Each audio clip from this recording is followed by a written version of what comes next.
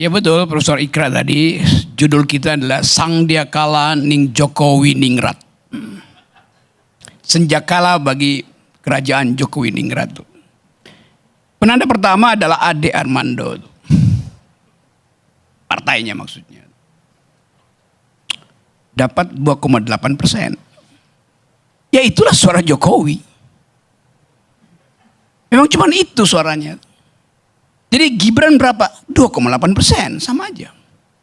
Artinya Gibran hanya menambah 2,8% pada Prabowo. Jadi insignifikan sebetulnya tuh. Tapi orang bilang bahwa Jokowi yang memperoleh 58% melalui 02. Tidak. Fakta itu setara dengan fakta kekuasaan Jokowi setara dengan 2,8% suara PSI. Selesai. Apapun yang Anda mau debat, itu faktanya tuh. Bahkan mestinya lebih dari itu. Kan dibayangkan bahwa itu pasti lolos. Tidak mungkin Jokowi punya ambisi dibatalkan hanya karena suara PSI itu di bawah. Tetap dia akan cewek-cewek lagi tuh. Jadi kalau kita bicara misalnya sekarang tentang hak angket, buat apa sih hak angket itu? Nggak ada gunanya lagi tuh. Karena yang lebih perlu bagi demonstran hari ini di depan gedung DPR dan KPU, yang mereka perlu bukan hak angket, tapi hak untuk mendapatkan angkot untuk mengumpulkan demonstran.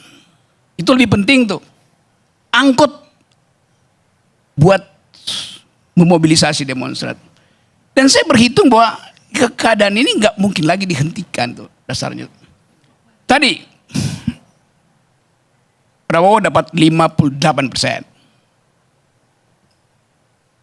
Yang menginginkan angket 62%. Digabung 01 sama 03 dapatnya 42%.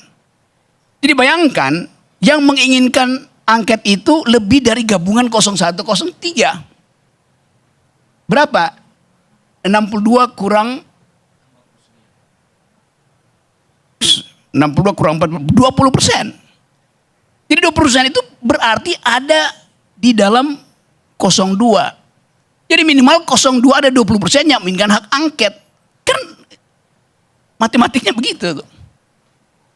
Jadi terlihat bahwa memang dari awal orang nggak percaya tentang quick count segala macam itu. Jadi coba kita balik, kita masih diskusi tentang hal yang tadi normatif segala macam. Sementara mahasiswa, mak-mak, guru besar itu pasang poster turunkan Jokowi, gantung Jokowi, bahkan bakar poster Jokowi. Itu bukan sekedar Jokowi, keluarganya dibakar kemarin di depan KPU. Kan mestinya politisi itu melihat fakta real di lapangan. Jadi mestinya dia tunggangi aja demonstran itu. Ditunggangi maksudnya dorong aja. Supaya apa? Supaya terjadi percepatan perubahan politik. Tadi saya baca Agus Harimurti bilang, Pak Prabowo belum mau menerima ucapan selamat. Fair enough. Apakah karena KPU belum resmi? Bukan. Karena dia masih menunggu keadaan memburuk, bukan keadaan membaik. Kalau keadaan membaik, Prabowo akan dapat beban. Yaitu mesti menenteng-nenteng Jokowi, menenteng-nenteng Gibran, menenteng-nenteng Kaisang selama 5 tahun ke depan. Jadi secara tadi real politics, bagi Prabowo lebih baik Jokowi dimaksulkan daripada Prabowo harus menyelamatkan mereka selama 5 tahun. Itu kacau kondisi kita. Logikanya begitu. Kalau saya boleh baca jalan berpikir Pak Prabowo, yang pasti dia sembunyikan itu. Tetapi kita mesti jujur melihat, ini adalah persaingan politik. Bagaimana mungkin Prabowo tahu bahwa secara kuantitatif dia sudah menang, tapi dia nggak mau menerima ucapan. Dia menerima ucapan selamat dari Putin, Jinping, bahkan Joe Biden, dipamerkan. Kenapa dia nggak mau menerima ucapan selamat dari rakyat Indonesia sendiri itu? Itu psikologi itu yang mesti kita baca tuh. Jadi coba kita uji sekali lagi tuh. Pemaksulan itu buat apa? Iya memang itu hak DPR untuk memeriksa kebijakan pemerintah. Tetapi dalam konteks ini angket itu harusnya bukan sekedar memeriksa, memaksulkan. Dan diam-diam Gerindra pasti setuju. Karena terlalu lama tunggu sampai Oktober itu. Bayangkan tunggu sampai Oktober, semua analisis Profesor Ikrar tadi itu, harga naik, kecemasan terhadap keadaan global, kemungkinan terjadi kembalinya politik kanan segala macam itu panjang. Jadi seharusnya KPU bilang aja, Pak Presiden, faktanya udah terjadi, maka silakan Pak Presiden mengeluarkan dekret untuk menyerahkan kekuasaan pada Prabowo. Selesai problem.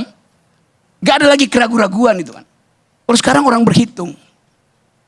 Maret, April, Mei, Juni, Juli, Agustus, 7 bulan, bayangin coba. Di dalam 7 bulan, bisa aja Jokowi kembali kemampuan dia cewek-cewek, karena masih banyak ante-antenya. Lalu Prabowo goncang di tengah jalan tuh.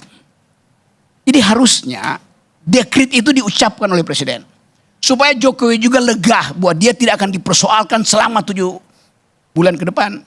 Selama itu tidak terjadi, pemanasan politik akan sangat jauh akibatnya.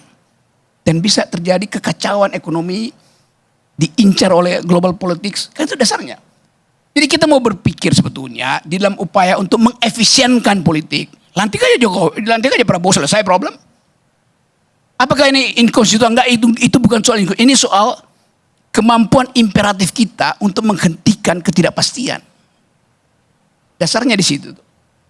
Apa boleh, ini boleh terjadi, boleh aja tuh, anything goes itu. Apapun boleh terjadi. Tadi Pak Karni mengutip Robert Frost, salah seorang poet, apa namanya itu, sastrawan yang saya senang, sastrawan Amerika yang selalu bicara tentang kehidupan yang sunyi itu. Salah satu quotation yang disebutkan oleh Robert Frost, dia bilang begini, I have learned anything about life and I can sum it up in 3 words.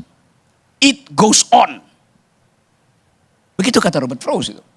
Saya sudah mengalami panjang semua aspek hidup.